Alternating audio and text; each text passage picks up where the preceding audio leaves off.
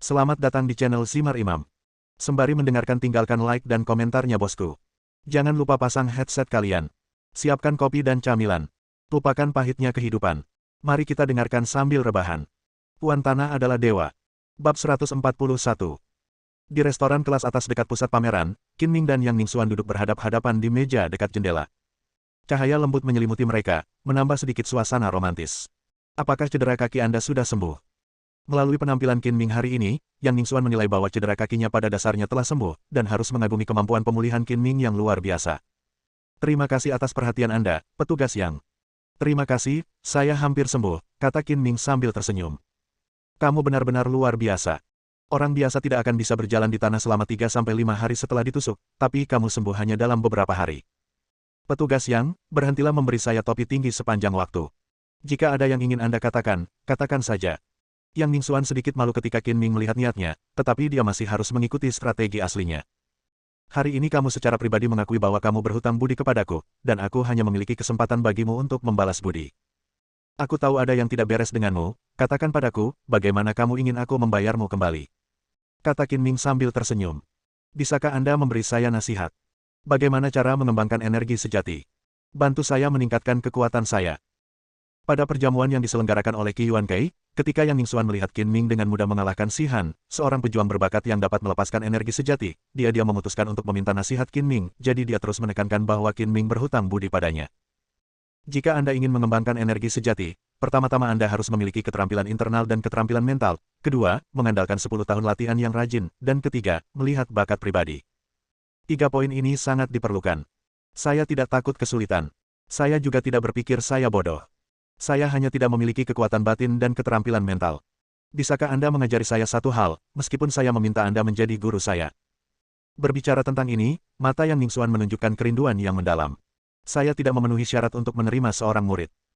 Qin Ming tersenyum mencela diri sendiri, mengenai keterampilan internal dan metode mental, bukan karena saya terlalu berharga untuk mengajari Anda, tetapi metode mental yang saya kembangkan sangat tinggi.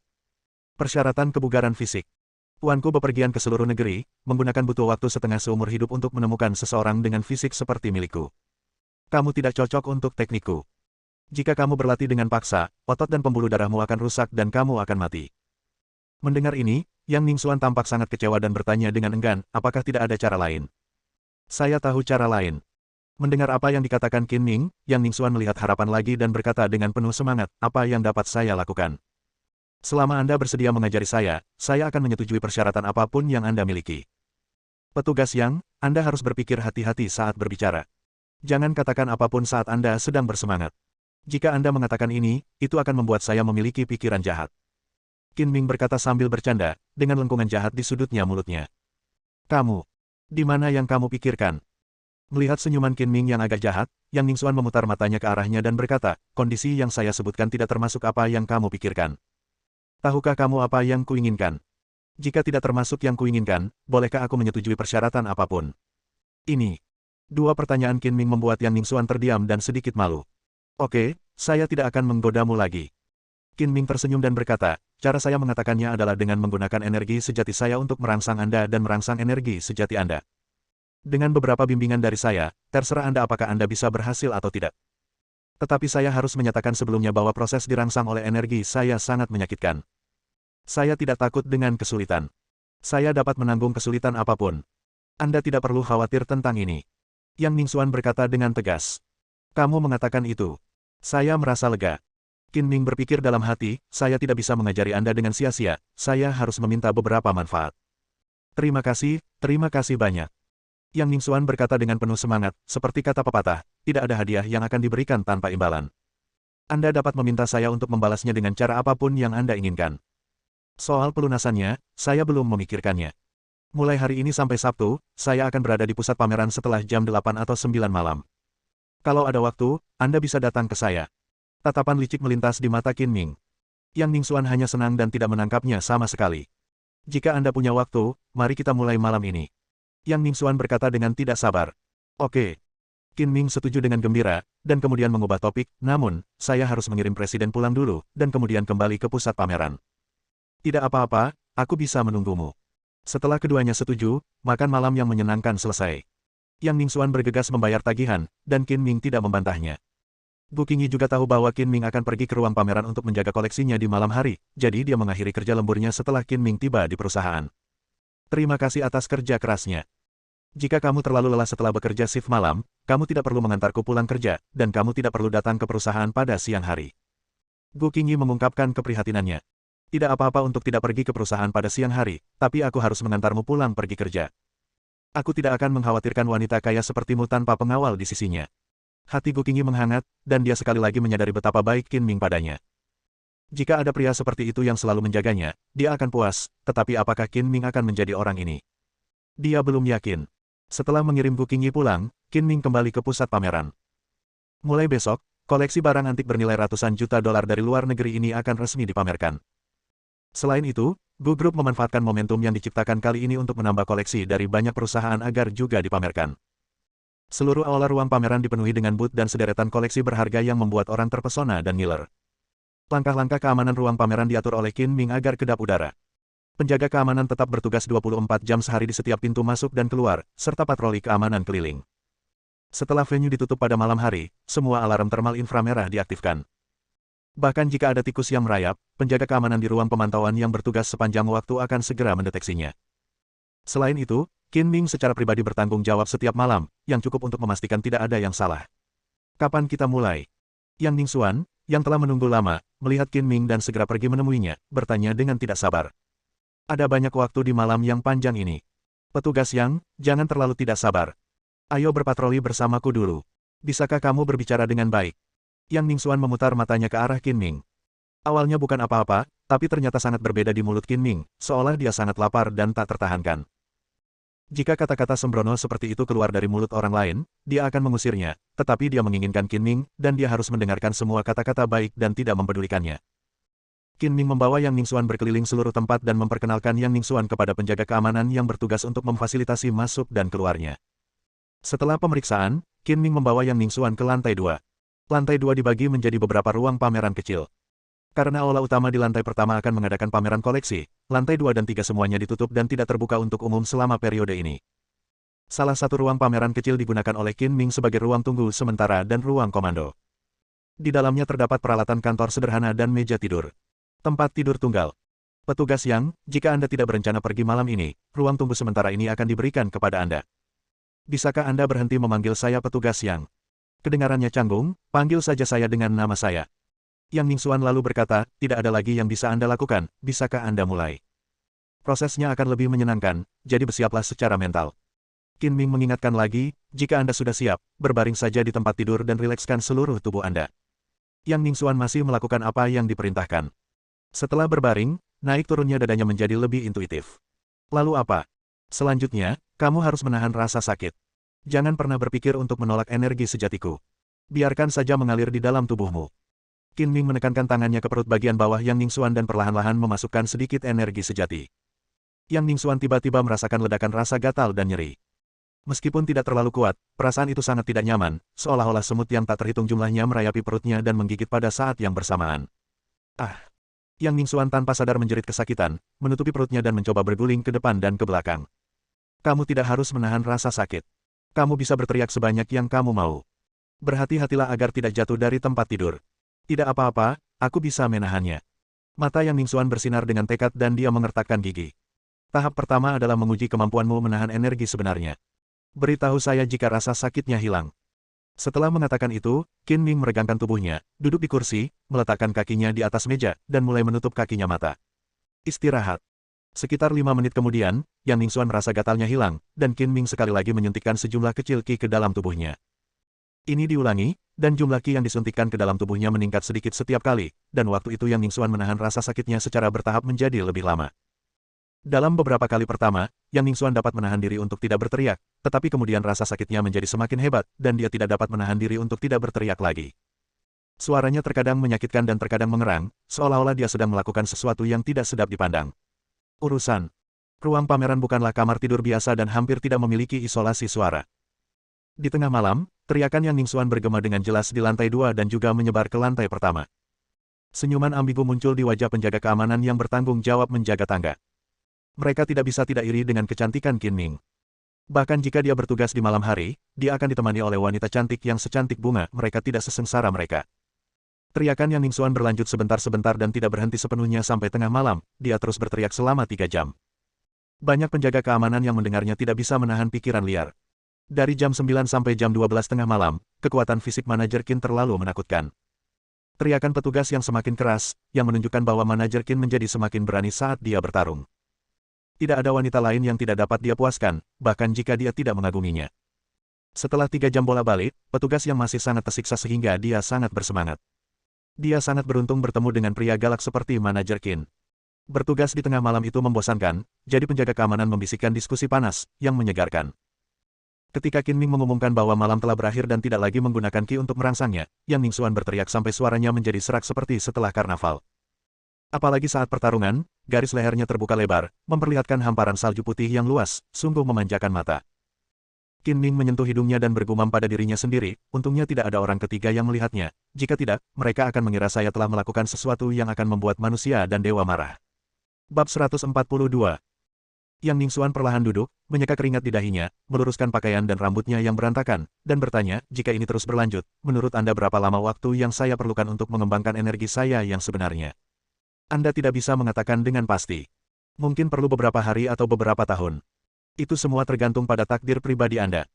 Qin Ming berkata dengan jujur, tanpa sengaja menyemangati Yang Ningxuan, jangan sampai dia semakin kecewa jika dia bisa tidak mengembangkan energi aslinya. Tidak peduli berapa lama, saya akan bertahan dan berjanji untuk tidak menyerah. Yang Ningxuan menyemangati dirinya sendiri. Setelah beristirahat selama 10 menit, Yang Ningxuan mendapatkan kembali kekuatannya dan berdiri untuk mengucapkan selamat tinggal. Yang paling penting adalah dia berkeringat aula, dia terlalu malas untuk pulang di tengah malam. Qin Ming mengirim Yang Ningxuan ke bawah dan menemukan bahwa penjaga keamanan memandangnya dengan ambiguitas yang tidak bisa disembunyikan. Dia tahu tanpa menebak bahwa orang-orang ini pasti tersesat. Menyaksikan mobil Yang Ningxuan menghilang di malam hari, Qin Ming berjalan mengelilingi seluruh tempat dan menemukan bahwa semuanya normal, lalu kembali ke lantai 2 untuk beristirahat. Keesokan harinya, pameran Tibet resmi dimulai. Setelah mengatur pekerjaan keamanan, Qin Ming datang ke ruang pemantauan. Di ruang pemantauan, lebih dari 20 layar monitor dipasang di salah satu dinding meja kerja untuk memantau situasi di setiap sudut tempat secara real-time. 4 penjaga keamanan yang bertugas melihat Qin Ming masuk dan dengan cepat berdiri untuk menyapa. Qin Ming memberi isyarat kepada penjaga keamanan untuk terus bekerja, melihat ke layar pengawasan, dan duduk dengan santai di depan meja kerja. Pada pukul 9 pagi, perwakilan senior perusahaan, perwakilan pimpinan pemerintah kota Donghai, serta selebritis dan personel media yang diundang dari semua lapisan masyarakat tiba satu demi satu.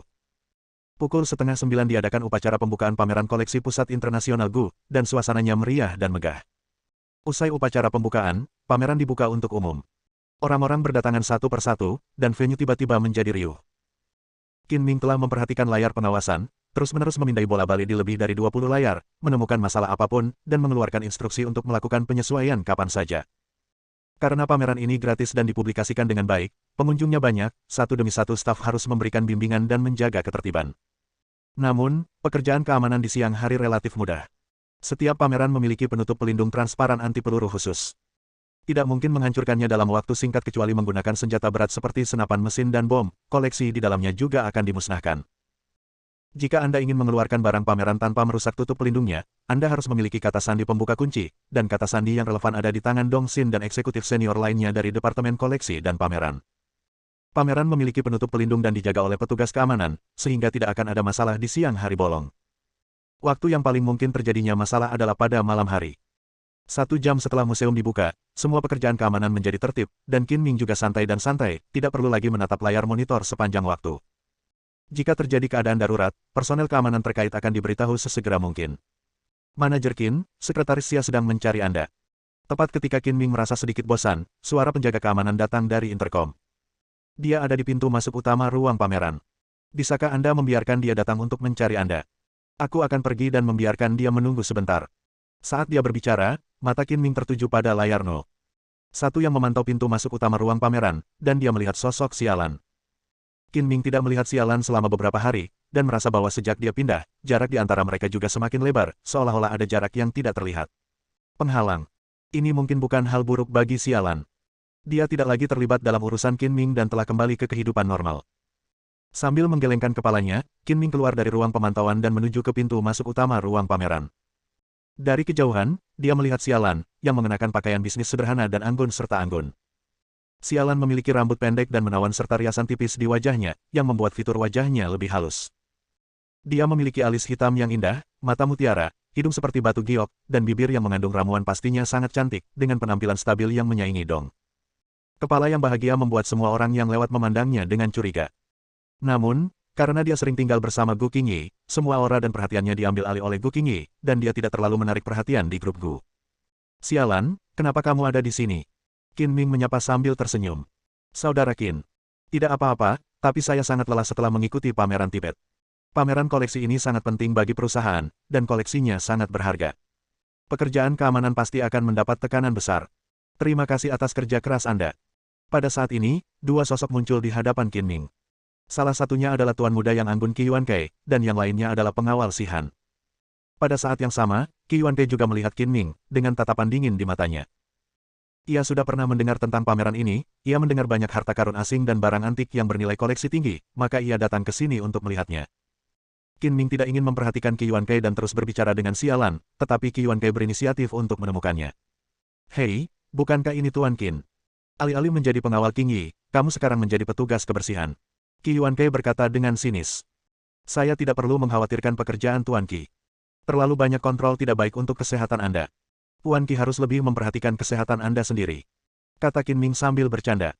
Wajah Qi Yuankei menjadi gelap, dan dia berkata dengan sedih, sebaiknya kamu menjaga dirimu sendiri. Hal-hal di dunia ini tidak dapat diprediksi, dan sesuatu yang tidak terduga mungkin terjadi suatu hari nanti. Saya menyarankan kamu untuk menulis surat wasiatmu terlebih dahulu, agar kamu tidak melakukannya. Harus menulisnya lagi ketika saatnya tiba. Qin Ming dengan tajam menangkap kilatan niat membunuh di mata Qi Yuankei, hatinya tergerak, dan dia bertanya dengan berpura-pura bingung, Tuan Qi, Anda tidak memiliki hak untuk mewarisi warisan saya, jadi Anda sangat peduli dengan warisan saya. Akan melakukan apa? Kamu. Qi Yuankei berkata dengan cemberut, aku khawatir kamu akan menyesal jika mati. Apa maksudmu dengan ini? Tahukah kamu bahwa ada beberapa tikus licik yang ingin menyakitiku? Mata Qin Ming meledak dengan tatapan tajam, yang membuat Qi Yuankei merasa bersalah. Qi Yuankei mendengus dingin, berjalan ke ruang pameran dengan marah, langsung pergi ke etalase dengan sedikit pengunjung, dan berkata dengan marah kepada Si Han, mengapa anak ini belum mati? Apakah organisasi Si Jue yang Anda rekomendasikan dapat diandalkan? Yakinlah, Tuan Muda, saya berani menjamin dengan kepala saya bahwa dia tidak akan bertahan lebih dari 2 malam, dan dia mungkin akan bersendawa dan masuk angin malam ini. Si Han meyakinkannya, mendekati Qi Yuankei, dan merendahkan suaranya, dikatakan bahwa orang-orang yang dikirim oleh Si Jue kartu as super juga meleset. Jika perkiraanku benar, yang berikutnya adalah kartu as tingkat surga, Master Super, dan dia pasti akan mati. Saya tidak peduli siapa yang mereka kirim, saya hanya peduli dengan hasil akhirnya. Saya ingin anak ini mati. Kata Qi Yuankei dengan kejam, dengan niat membunuh terlihat jelas di matanya. Tuan Muda, yakinlah. Guru tingkat surga bersedia mengambil tindakan. Ini pasti sangat mudah, meskipun anak itu memiliki 3 kepala dan 6 lengan, itu tidak cukup. Petik 2. Saudara Qin, saya tidak akan mengganggumu lagi. Sampai jumpa lagi. Setelah mengobrol dengan Qin Ming selama beberapa menit, Sialan mengucapkan selamat tinggal dan pergi. Pagi berlalu, dan Qin Ming baru saja makan siang dan hendak beristirahat, ketika suara penjaga keamanan terdengar dari interkom lagi. Manajer Qin, Sekretaris Bai dari Sekretariat Presiden sedang mencari Anda. Biarkan dia datang ke lantai 2. Kecuali Bai Linglong, tidak ada orang bernama Bai di Sekretariat Presiden yang bisa menebak siapa orang itu dengan menggerakkan jari kakinya. Qin Ming, aku di sini untuk menemuimu, tetapi kamu tidak pergi untuk menyambutku. Sekarang kamu telah menjadi manajer, apakah kamu menjadi lebih sombong? Bai Linglong, yang tidak punya banyak waktu dan begitu mengenakan pakaian seksi, berseri-seri dan menawan, berjalan ke lantai 2 dan bercanda. Saudari Bai, apa yang membawamu ke sini? Jika aku tahu kamu akan datang, aku akan bergegas 10 mil jauhnya untuk menyambutmu, kata Qin Ming dengan ekspresi tersanjung. Aku hanya tahu cara berbicara. Bai Linglong berkata dengan prihatin, bagaimana pekerjaanmu? Apakah kamu lelah? Aku hampir pingsan karena kelelahan. Qin Ming mengerang tanpa penyakit apapun dan membenturkan bahunya. Terima kasih atas perhatianmu, Saudari Bai, tapi kata-kata keprihatinan tidak begitu menyentuh seperti tindakan nyata. Apa maksudmu? Kamu ingin adikmu memijat bahumu dan menghadiahimu. Bai Linglong memberinya tatapan genit. Qin Ming terkekeh, karena Sister Bai telah mengungkitnya, saya lebih suka mematuhi perintah Anda dengan hormat. Yang terbaik adalah mendapatkan perawatan kesehatan seluruh tubuh. Karena itu, Qin Ming mengambil 3 langkah sekaligus, berjalan ke tempat tidur, dan berbaring di atasnya. Kamu cantik, aku di sini bukan untuk melayanimu. Bai Linglong berkata dengan tidak puas, tangannya tidak diam, dia berjalan mendekat dan meninju punggung Qin Ming dengan pukulan yang sedikit lebih berat. Tidak buruk, nyaman. Jika kekuatannya lebih kecil, itu akan menjadi lebih sempurna, kata Qin Ming gembira, dengan aroma menyenangkan tercium dari ujung hidungnya. Kamu ingin merasa lebih nyaman, bukan? Pandangan sipit muncul di mata Bai Linglong, teknik pijatku kurang bagus, tapi gerak kakiku bagus. Apakah kamu ingin mencobanya? Tentu saja. Qin Ming mengangguk berulang kali, tidak peduli teknik atau gerak kaki apa yang Anda gunakan, tekan saja agar nyaman bagi saya. Anda tidak tahu betapa lelahnya saya 2 hari ini, dengan sakit punggung, dan kaki. Kram. Oke, hari ini aku akan membuat pengecualian untuk melayanimu. Bersiaplah. Karena tidak ada orang lain di sekitar, Bai Linglong tidak perlu mengkhawatirkan citranya. Dia melepas sepatu hak tingginya dan melangkah ke tempat tidur 2 kaki putih ramping tanpa stoking perlahan menginjak punggung Qin Ming.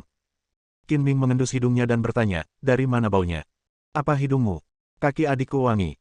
Jika kamu tidak percaya padaku, ciumlah. Bai Linglong menjadi tertarik untuk menangkap Qin Ming, mengangkat kaki kirinya dan memeriksa di depan hidung Qin Ming.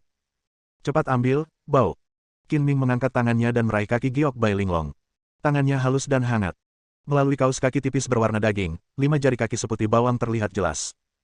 Digoda oleh Bai Linglong, Qin Ming juga ingin menggodanya. Dia mengulurkan tangannya yang lain dan menggaruk telapak kaki Bai Linglong. Gatal sekali, lepaskan. Bai Linglong sangat gatal hingga dia tertawa genit dan berusaha menarik kembali kaki kirinya. Namun, dia berjuang beberapa kali dan gagal melepaskan diri. Dia duduk di pangkuan Qin Ming. Aduh. Qin Ming berpura-pura kesakitan, Saudari Bai, mengapa kamu begitu berat? Sudah waktunya menurunkan berat badan. Saat dia mengatakan itu, dia menoleh, dan pemandangan gerah di bawah roknya mulai terlihat, membuat mata orang-orang panas. Bersambung.